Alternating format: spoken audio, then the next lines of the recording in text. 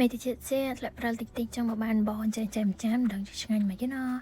តោះចឹងយើងកុំគិតក្នុងចិត្តយូរយើងចាប់ផ្ដើមធ្វើដល់គ្នាហ្មងអញ្ចឹងខ្ញុំចាប់ផ្ដើមត្បូងដោយការដាក់ខ្ទះដាក់ខ្លាញ់ក្តៅហើយបន្ទាប់មកយើងបំពងខ្ទឹមមកហើយដើម្បីទុកដាក់អំបោពីហើយចឹងណាមើលតែខ្ទឹមលីងយើងស្បល់បានប៉ុណ្ណឹងហើយយើងដួសវាចេញហើយបន្ទាប់មកយើងដាក់សាច់កាច្រាមយើងឆានៅក្នុងនឹងតទៀតទៅយើងឆាឲ្យវារៀងឆ្អិនរៀងក្រៀមតិចទៅហើយបន្ទាប់មកយើងដាក់គ្រឿងខ្ញុំដាក់គ្រឿងមួយដូចជាស្ករអំបិលប៊ីចេងទឹកត្រីហើយនិងប្រេងខ្យងចាំបន្ទាប់ពីដាក់គ្រឿងដាក់អីហើយយើងឆាវារៀងក្រហមរៀងក្រៀមជាងនឹងតិចទៀតចាំបន្ទាប់ពីសាច់ខ្ញុំឆ្អិនខ្ញុំក៏បានដួសចេញតិចទេសារតែខ្ញុំមានអារម្មណ៍ថាសាច់ខ្ញុំច្រើនពេកអញ្ចឹងព្រោះខ្ញុំត្រូវដាក់បកាហើយនិងប្រហិតទៀតអីចឹងណាបន្ទាប់មកខ្ញុំក៏បានដាក់ម្រេចបន្តិចដើម្បីឲ្យវាឈ្ងុយហើយបន្ទាប់មកខ្ញុំក៏បានចាក់ក្បាលបកាចូលឆាមួយសាច់ខ្ញុំហ្មងណាក្បាលបកាហ្នឹងគឺបានមកពីខ្ញុំបកបកាហើយខ្ញុំទុកក្បាលវាដើម្បីឆាយកជាតិ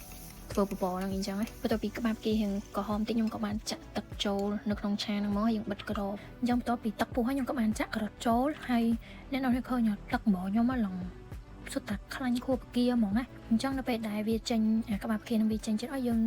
ស្រង់ក្បាលកានឹងចេញទៅបន្ទាប់មកខ្ញុំក៏បានដាក់ប្រហិតត្រីពណ៌អសនឹងចូលទៅបើអ្នកទាំងអស់គ្នាចូលចិត្តប្រហិតមកអីផ្សេងយើងដាក់ប្រហិតហ្នឹងក៏បានដែរប៉ុន្តែខ្ញុំចូលចិត្តដាក់ទៅជាមួយនឹងប្រហិតត្រីហ្នឹងចឹងខ្ញុំដាក់តែប្រហិតត្រីហ្នឹងទេបន្ទាប់មកខ្ញុំក៏បានដាក់បាយកកចូលអញ្ចឹងបងឯហ្នឹងគឺខ្ញុំប្រើបាយកកហើយចុងក្រោយហ្នឹងកុំភ្លេចដាក់ផ្កាដែលយើងបានបកហើយហ្នឹងដាក់ចូលផងហើយពេលហ្នឹងអ្នកនរគ្នាកុំភ្លេចភ្លក់ថារសជាតិរបស់យើងប៉ុណ្ណឹងល្មមនៅផងហើយតែប៉ុណ្ណឹងយើងបិទក្របហើយទុកឲ្យវាពុះប្រហែលជា6-7នាទីទៅទៅមកល្មម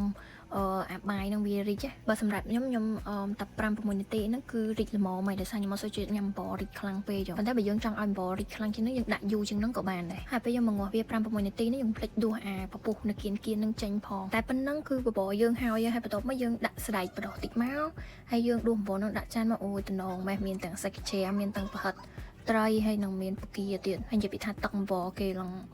ងតំណងហ្មងណាបន្ទាប់មកយើងយកមកដាក់ខ្ទឹមលីងមុនហ្នឹងហើយយើងដាក់ជីតិចមក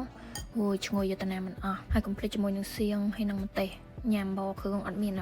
សៀងម្ទេសហ្នឹងគឺឆ្ងាញ់ទេហើយបន្ទាប់មកយើងដាក់ក្រូចឆ្មាបន្តិចមកតែប៉ុណ្្នឹងគឺរួចហើយញ៉ាំបានហើយឆ្ងាញ់មែនតើអូយអាមេឃនៅក្រៅពងធ្លាក់ព្រិលផងអូខេអញ្ចឹងវីដេអូថ្ងៃហ្នឹងក៏មានតែប៉ុណ្្នឹងដែរចាំជួបគ្នានៅវីដេអូក្រោយ Thank you for watching bye bye